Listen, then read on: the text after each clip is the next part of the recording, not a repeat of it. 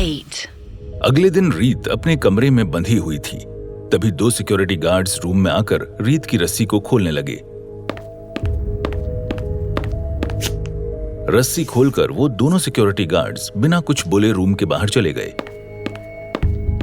रीत अपनी कलाई पर आए लाल निशान को सहलाने लगी।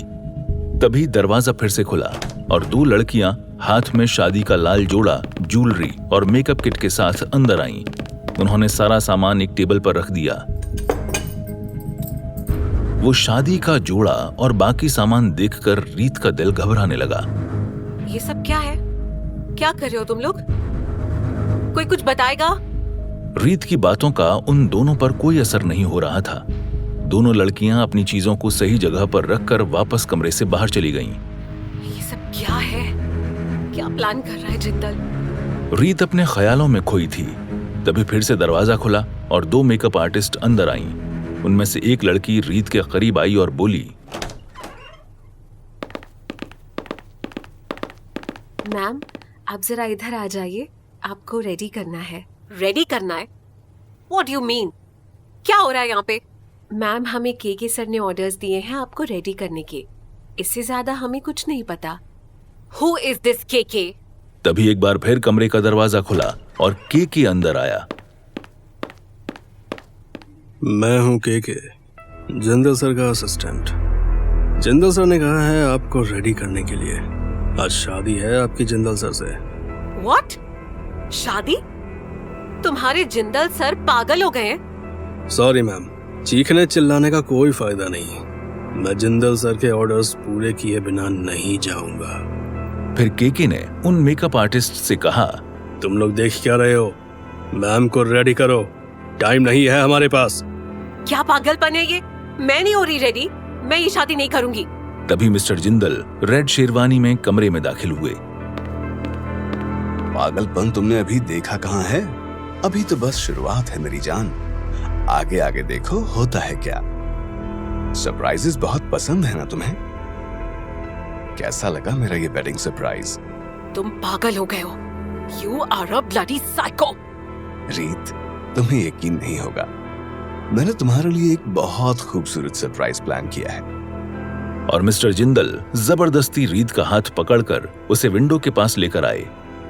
बाहर फूलों और लाइट से जगमगाता हुआ शानदार शादी का मंडप दिखाते हुए वो रीत से बोला, आज हमारी शादी है रीत, तुम्हें मेरी बात माननी ही होगी। ये बताओ कैसा लग रहा है ये सारा अरेंजमेंट? एक एक चीज मैंने खुद सेलेक्ट की है। तुम पागल हो। मैं तुमसे शादी नहीं करूंगी। तुम्हारे जैसा घटिया आदमी मैंने देखा ही नहीं आज तक।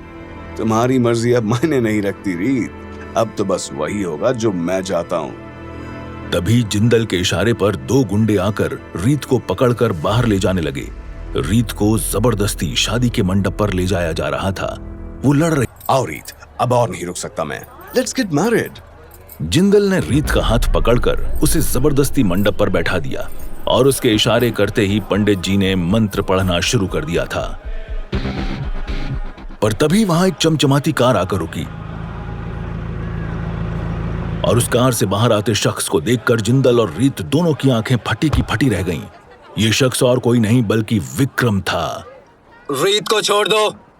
विक्रम को वहां देखकर जिंदल बुरी तरह घबरा गया था। वो यहाँ विक्रम को एक्सपेक्ट नहीं कर रहा था। उसने अपने गुंडों को विक्रम से भिड़ने के लिए इशारा किया। इशारा मिलते ही गुंडे विक्रम को मारने आगे बढ़े, पर विक्रम भी अपनी पूरी ताकत लगाकर उन गुंडों से भिड़ चुका था। कुछ ही मिनटों में उसने उन गुंडों को धूल चटा दी थी और फिर वो रीत के पास आया और उसका हाथ पकड़ते हुए कहा, चलो रीत, लेट्स गो। रुको, रीत कहीं नहीं जाएगी। ये कहते हुए जैसे ही जिंदल विक्रम से रीत का हाथ छुड़ाने के लिए आगे बढ़ा, विक्रम ने जिंदल के पेट में घूंसा जड़ दिया और जिंदल फर्श पर गिर पड़ा। विक्रम अब रीत को लेकर वहां से जा रहा था और जिंदल की आंखों में हार के आंसू थे। जिंदल अपने कमरे में हाथ में स्कॉच का ग्लास लिए बैठा जो कुछ भी हुआ था उसके बारे में सोच ही रहा था कि किसी ने दरवाजे पर दस्तक दी। ये जिंदल के पापा मिस्टर दिनेश जिंदल थे। क्या हुआ बेटा? कुछ परेशान से लग रहे हो। तुम्हें तो खुश होना चाहिए, तुमने मिडिल ईस्ट की कंपनी के साथ डील साइन की है। जिंदल ने अपनी विस्की के ग्लास से एक बड़ा सा घूंट भरा और फिर कहा, पापा, मुझे रीत से प्यार हो गया है। मेरी जिंदगी का सबसे बड़ा सपना अब वो ही है। आई रियली लव हर। ये क्या कह रहे हो तुम? ये सब प्यार व्यार बहुत बेकार की चीज है। इससे आज तक किसी का भला नहीं हुआ। तुम्हें खुद को इससे बाहर निकालना ही होगा। जहां एक ओर जिंदल रीत को खोने के गम में शराब में डूबा पड़ा था, तो वहीं दूसरी ओर विक्रम रीत को लेकर एक सेफ जगह पर आ गया था। थैंक्स विक्रम, तुमने मेरी जान बचाई है। मैं तुम्हारी एहसानमंद हूँ। ये तो बस मेरे प्लान का एक छोटा सा पार्ट था। मत भूलो, तुम अब भी मेरे प्लान का हिस्सा हो। क्या मतलब है तुम्हारा? क्या तुम भी मुझे सिर्फ अपने फायदे के लिए इस्तेमाल करना चाहते हो? रीत, उस जिंदल को सबक सिखाने के लिए मुझे तुम्हारी मदद की जरूरत है। ये खेल अभी खत्म नहीं हुआ है। ये सुनते ही एक बार फिर रीत की उम्मीदों पर पानी फिर चुका था। विक्रम भी बस उसे अपने मतलब के लिए एक मोहरे की तरह इस्तेमाल ही कर रहा था। दूसरी तरफ अपने कमरे में विक्रम से मिली हार को याद कर जिंदल की आंखों में खून उतर आया था। मैं रीत को वापस पाकर रहूंगा, चाहे कुछ भी हो जाए। तभी उसके बंगलो की डोरबेल बजी। जिंदल ने दरवाजा खोला और सामने खड़े शख्स को देखकर हैरान रह गया। ये विक्रम की गर्लफ्रेंड शमा थी। तुम यहाँ क्या कर रही हो? आपको मुझे यहाँ देखकर इतनी हैरानी क्यों हो रही है मिस्टर जिंदल? मुझे तो बहुत पहले ही यहाँ आ जाना चाहिए था। आपकी मेरी दोस्ती तो बनती है, आखिर हमारा मकसद जो एक है। क्या मतलब है तुम्हारा? मतलब साफ है, आपको रीत चाहिए और मुझे विक्रम, और अगर हम साथ आ जाएं तो हम दोनों की ही एक ख्वाहिश पूरी हो सकती है। ये कहते हुए शमा ने मिस्टर जिंदल के सीने पर हाथ फिराते हुए उन्हें आंख मारी और मिस्टर जिंदल के चेहरे पर एक मुस्कान आ गई। उन्हें शमा की दोस्ती में अपना फायदा नजर आने लगा था। जहां एक तरफ जिंदल पर रीत को पाने की सनक सवार थी, तो वहीं दूसरी तरफ विक्रम भी अपने अगले कदम की तैयारी में लग चुका था। जिंदल की जबरदस्ती के बाद बुरी तरह टूट चुकी रीत को अब विक्रम का सहारा अच्छा लग रहा था। फिक्र मत करो रीत, तुम मेरे साथ यहाँ सेफ हो। जब तक मैं तुम्हारे साथ हूँ, वो जिंदल या कोई और तुम्हारा कुछ नहीं बिगाड़ सकता। थैंक्स विक्रम, अगर तुम नहीं होते आज तो। विक्रम ने रीत की बात को बीच में ही काटते हुए उसके माथे पर किस करते हुए कहा, तो तुम्हें जब भी मेरी जरूरत होगी रीत, हमेशा मुझे अपने करीब ही पाओगी। ये कहकर विक्रम ने रीत को अपनी बाहों में भर लिया और फिर एक शैतानी मुस्कान के साथ मन ही मन सोचने लगा। अब शुरू होगा असली खेल। जिंदल को उसकी औकात बताने का वक्त आ चुका है और इसमें मेरा साथ तुम दोगी रीत। अब क्या होगा आगे? क्या रीत अपनी लड़ाई खुद लड़ेगी? क्या मिलेगी जिंदल को उसके किए की सजा?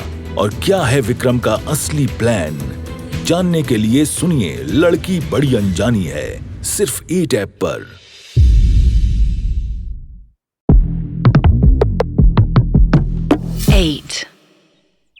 अगली सुबह फोन के नोटिफिकेशन की साउंड के साथ जिंदल की आंख खुली। शमा जिंदल के उठने से पहले ही वहां से जा चुकी थी। जब जिंदल ने अपना फोन चेक किया तो उसमें उसके असिस्टेंट केके के बहुत से कॉल्स और मैसेजेस थे। जब जिंदल ने मैसेजेस को खोलकर देखा तो उसके होश उड़ गए। ये सब किसने किया? कौन हो सकता है इसके पीछे? विक्रम? कोई था जिसने रीत के कुछ प्राइवेट फोटोग्राफ्स इंटरनेट पर लीक कर दिए थे। इन फोटोग्राफ्स में रीत बहुत ही बदसूरत दिखाई दे रही थी और ये फोटोग्राफ्स सोशल मीडिया पर रीत की इमेज को डिस्टॉर्ट करने के लिए काफी थी। ये सब देखकर जिंदल का चेहरा गुस्से से लाल हो चुका था। दूसरी तरफ रीत ने भी अपनी पिक्चर्स इंटरनेट पर वायरल होती देख ली थी और इस बात ने उसे बुरी तरह तोड़कर रख दिया था। मैं जानती हूँ जिंदल, ये सब तुमने किया है। बदला लेना चाहते हो ना अपनी हार का? ये तुमने ठीक नहीं किया। जिंदल अभी कुछ करता उससे पहले ही उसका फोन बजा। जिंदल ने फोन उठाया। कॉल रीत का था। हेलो। मैं छोड़ूंगी नहीं तुम्हें जिंदल, ये सही नहीं किया तुमने। तुम इस हद तक गिर जाओगे ये मैंने कभी नहीं सोचा था। मेरा यकीन करो रीत, ये सब मैंने नहीं किया। इसके पीछे जरूर उस विक्रम का हाथ है। तुम उसे जैसा समझ रही हो वो वैसा है नहीं। Stop playing this bloody blame game and confess what you've done. Enough! मैंने नहीं किया है ये सब। पर जिसने भी ये किया है बहुत जल्द उसका सच तुम्हारे सामने आ जाएगा, ये वादा है जिंदल का।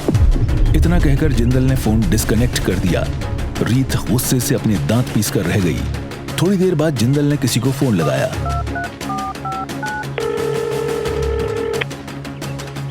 इन पिक्चर्स को तुरंत हटा दो। तुम समझ रहे हो ये सब गलत हो रहा है। जिंदल ने अभी फोन रखा ही था कि उसके दरवाजे पर किसी ने डोरबेल बजाई। जिंदल ने जैसे ही दरवाजा खोला, अपने सामने शमा को देखकर एकदम से चौंक गया। तुम इस वक्त यहां कैसे? विक्रम को शक हो जाएगा तो हमारा प्लान एग्जीक्यूट होने से पहले ही फ्लॉप हो जाएगा। रिलैक्स, कुछ पता नहीं चलेगा विक्रम को। ही ट्रस्ट मी ब्लाइंडली। ये कहते हुए शमा अंदर आ गई और ड्राइंग रूम में रखे सोफा पर आराम से बैठ गई। मिस्टर जिंदल, मैं समझ सकती हूँ कि इस वक्त आप कितने परेशान हैं। आपकी ये परेशानी मुझसे देखी नहीं जा रही, तो बस आपका दर्द बांटने चली आई।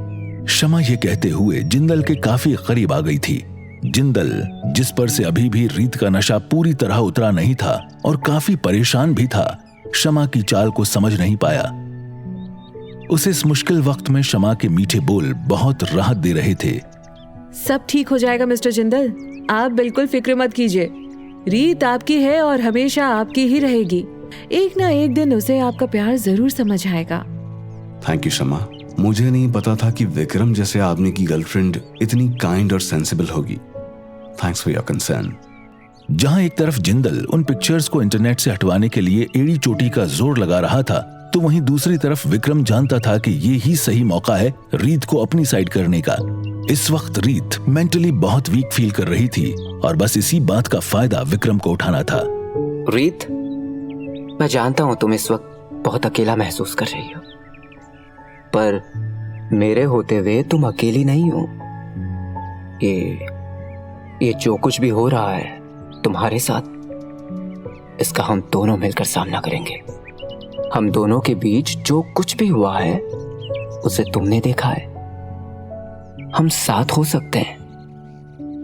एक काम करो, मुझसे शादी कर लो रीत। इससे तुम्हारी इमेज भी सुधरने लगेगी। तुम्हें शादी कर लेनी चाहिए रीत। रीत ने एक नजर विक्रम की ओर देखा। आज उसे विक्रम की आंखों में खुद के लिए प्यार दिखाई दे रहा था। विक्रम के इरादों से पूरी तरह अनजान रीत उसके जाल में फंस चुकी थी। उसने विक्रम के कंधे पर अपना सर रख दिया। दूसरी तरफ शमा ने जिंदल को पूरी तरह से अपने हनी ट्रैप में फंसा लिया था। वो नहीं चाहती थी कि जिंदल अब किसी और चीज पर ध्यान देने लायक भी बचे, पर जिंदल ने पहले ही अपने सोर्स लगा दिए थे। और अब शमा के वहां से जाते ही जिंदल को अननोन नंबर से एक कॉल आया और कॉलर ने उसको जो बताया वो सुन के तो उसका गुस्सा 7वें आसमान पर पहुंच गया। क्या? अगर ये सच नहीं हुआ तो याद रखना, मैं तुम्हें जहन्नुम से भी ढूंढ के निकालूंगा और तुम्हारा वो हश्र करूंगा कि तुम सोच भी नहीं सकते। ये कहकर जिंदल ने गुस्से से फोन काट दिया। इसके बाद उसने एक नंबर डायल किया और फोन पर किसी से कहा, अभी के अभी मुझे मेरे ऑफिस में मिलो, कुछ बहुत इंपॉर्टेंट है। थोड़ी देर बाद एक रेड लग्जरी कार जिंदल के ऑफिस के बाहर आकर रुकी और उसमें से slim bodycon dress and high heels में शमा बाहर आई। कुछ ही देर में जिंदल के ऑफिस में उसके कैबिन में शमा और जिंदल आमने सामने बैठे थे। शमा, तुमने ये सब किया? तुम क्या समझते हो जिंदल? मैं तुम्हारे इमोशंस को नहीं समझ सकती। मैं समझती हूँ कि तुम रीत को हर हाल में पाना चाहते हो। मैं भी तो तुम्हारी मदद ही कर रही हूँ। एक बार उस रीत का नाम और इज्जत सब मिट्टी में मिल जाएगी तो वो खुद ब खुद तुम्हारे पास चली आएगी। क्या बकवास कर रही हो तुम? तुम्हारा दिमाग खराब हो गया है। मैं तुम्हें रीत के साथ ये घिनौना खेल नहीं खेलने दूंगा। रीत को तो बर्बाद होना ही पड़ेगा। उस 2 कौड़ी की लड़की ने मुझसे विक्रम को छीनने की कोशिश की है। उसे जब तक पूरी तरह बर्बाद नहीं कर दूंगी तब तक मुझे अब चैन नहीं आएगा। क्या तुम रीत को बर्बाद करना चाहती हो? पर क्यों? तुम वाकई इतने भोले हो या बस भोले बनने का नाटक करते हो? रीत की बर्बादी ही विक्रम को वापस पाने में मेरी मदद कर सकती है। उस लड़की को उसकी औकात बताना बहुत जरूरी है। शमा बोलती चली जा रही थी। वो इस बात से बिल्कुल अनजान थी कि जिंदल ने उसे जानबूझकर सब उगलने के लिए उकसाया है। जिंदल ने चालाकी से अपने फोन पर रिकॉर्डर ऑन कर लिया था। वो शमा का कन्फेशन रिकॉर्ड करना चाहता था ताकि शमा को उसके किए की सजा दिलवा सके। पर अचानक ही फोन जिंदल के हाथ से छूटा और शमा का ध्यान फोन पर चला गया। स्क्रीन पर चल रही रिकॉर्डिंग को देखकर वो बुरी तरह घबरा गई। इससे पहले कि वो कुछ करती, जिंदल ने फौरन फोन उठाकर अपनी जेब में रख लिया। मुझसे होशियारी नहीं चलेगी मिस्टर जिंदल। अभी के अभी मेरा फोन मेरे हवाले कर दीजिए। ये कहते हुए शमा जिंदल से उसका फोन छीनने उसकी तरफ लपकी। जिंदल ने फोन अपनी जेब में रख लिया और दोनों के बीच हाथापाई होने लगी। तभी शमा ने अपने पर्स से एक चाकू निकाल लिया और जिंदल को धमकाते हुए बोली, चुपचाप अपना फोन मेरे हवाले करो, वरना अपनी जान से भी हाथ धो बैठोगे। ये कहते हुए शमा मिस्टर जिंदल पर झपट पड़ी। जिंदल शमा से बचने की कोशिश करने लगा और इसी हाथापाई में उसने शमा के गाल पर एक तमाचा जड़ दिया। गुस्से में बौखलाई शमा ने अपने पर्स से एक चाकू निकाल लिया। ये चाकू वो सेल्फ डिफेंस के लिए साथ लाई थी। जिंदल के बुलाने पर उसे अंदाजा हो चुका था कि उसे इसकी जरूरत पड़ सकती है। वो चाकू दिखाते हुए बोली, फोन मुझे दो जिंदल, वरना जिंदा नहीं बचोगे। नहीं, इतना आसान नहीं है जिंदल को धमकाना। चाकू मुझे दो, बस अब बहुत हुआ तुम्हारा खेल। ये कहते हुए जिंदल शमा के हाथ से चाकू छीनने की कोशिश करने लगा और इसी छीना झपटी में चाकू शमा के पेट में जा लगा। शमा तड़पते हुए जमीन पर गिर पड़ी। उसके पेट से बेतहाशा खून बहने लगा था। कुछ ही पल में फर्श लाल हो चुका था। ये देखकर जिंदल के तो होश उड़ ही गए। तुमने मुझे ये मैंने क्या कर दिया? ये सब क्या जिंदल ने शमा को मार दिया था? क्या होगा जब विक्रम को शमा की मौत का पता लगेगा? जानने के लिए सुनिए लड़की बड़ी अनजानी है, सिर्फ 8 ऐप पर।